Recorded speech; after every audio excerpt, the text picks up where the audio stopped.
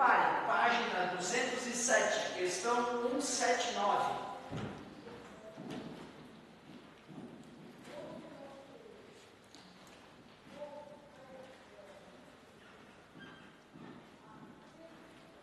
Página 207, questão 179. Um gerador tem uma força eletromotriz de 1,5 volts e uma resistência interna de 0,1 ohm. Ligando-se seus terminais a um resistor com resistência de 0,4 ohms, a diferença de potencial entre esses terminais então tu vê, o desenho pode nos ajudar bastante a compreender o que está acontecendo. Tem um gerador de 1,5 volts e uma resistência interna de 0,1 ohm. Esse é o nosso gerador. Foi conectado a um resistor externo que tem 0,4 ohms. Então, fui lá e conectei os dois. Da mesma forma que a gente fez anteriormente, se a gente quiser deixar a solução chique, a gente pega a equação do gerador, monta a equação do gerador bem bonito, já que ele falou a resistência interna e a força da motriz. Pega a definição de resistência elétrica UI, aplica essa definição em cima desse resistor externo.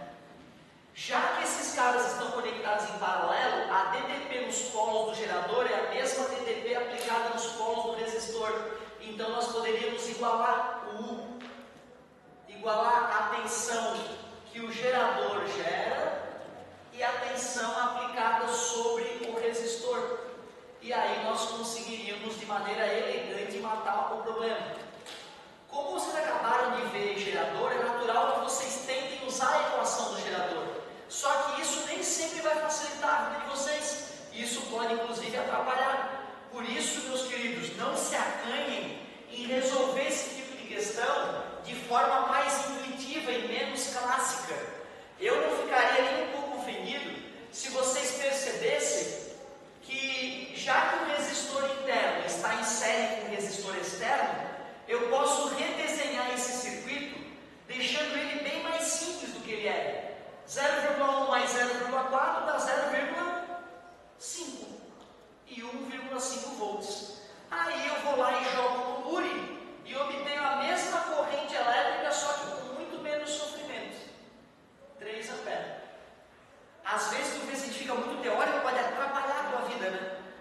Então, gente, quando te pedirem um circuito que tem gerador com outras coisas, se tu quiser calcular o I que percorre o circuito, tenta simplificar o circuito somando os resistores em série de paralelo adequadamente, né? E faz o URI. É muito mais prático do que montar a equação do gerador, do resistor e pensar, né, no que está acontecendo. Então tem esses dois caminhos aí, um mais técnico, outro mais intuitivo, que acaba ficando ainda melhor. Letra E, ótima pedida. Obrigado.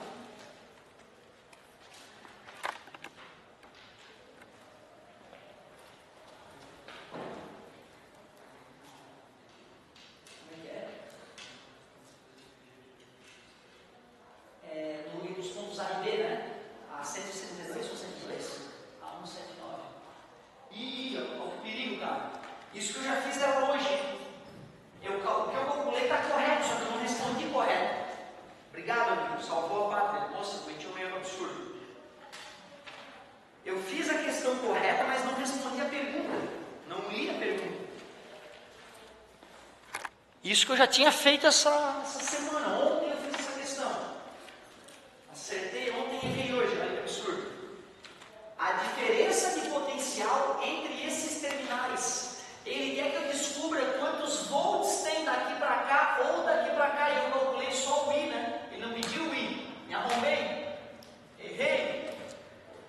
Se ele quer DDP entre esses terminais, eu vou ter que fazer o URI nesse sujeito, por exemplo. O R é 0,4 e o I é 3, que dá 1,2 volts. DDP em volts, né? Ou se eu quisesse, eu poderia pegar a equação do gerador, também ia ficar bonitinho, e substituir nela o valor do I. Como o I deu 3, ficaria 1,5 menos 0,3, deu 1,2 volts, mostrando que a DDP daqui para cá é a mesma DDP daqui para cá, que é o que ele pediu, a DDP 1,2. Essas são as piores, né? Aquela que tem a resposta daquela parte que o cara faz, né? Antes. Letra B. Obrigado, amigo. Estrelinha para ti. Se fosse nota, já ganhar ponto positivo. Agora sim, me perdoe. Perdoa a confusão. Agora é a 189. Lá na página 209 agora.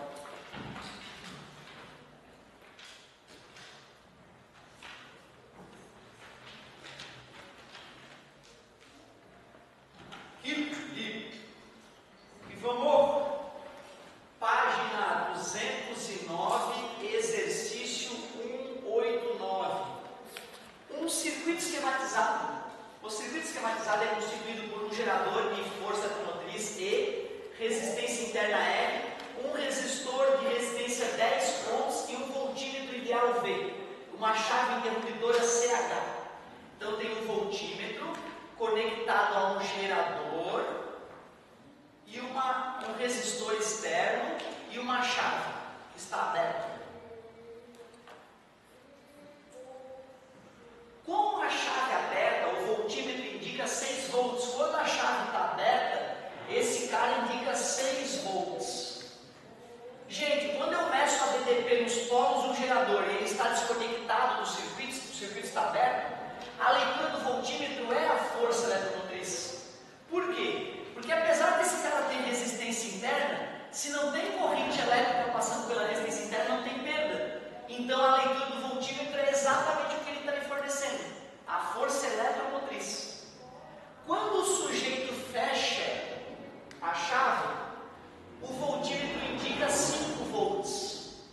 Agora esses 5 volts, se nós formos pensar na equação do gerador, é o E menos o R vezes I. Como ele me disse que quando a chave estava aberta era 6 volts, eu descobri a força eletromotriz. Quando ele fechou a chave e me disse que era 5 volts, então eu sei que é a DDP nos polos do gerador. Ele não me deu a resistência interna, né, do carro. Nem o I. Então, olhando só pela equação do gerador, eu não tenho o que fazer.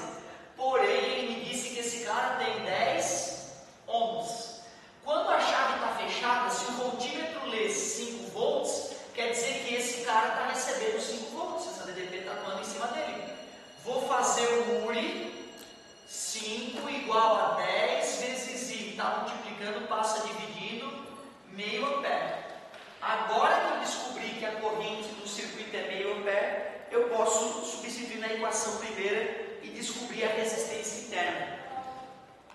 Fica 5 igual a 6 menos R vezes 0,5.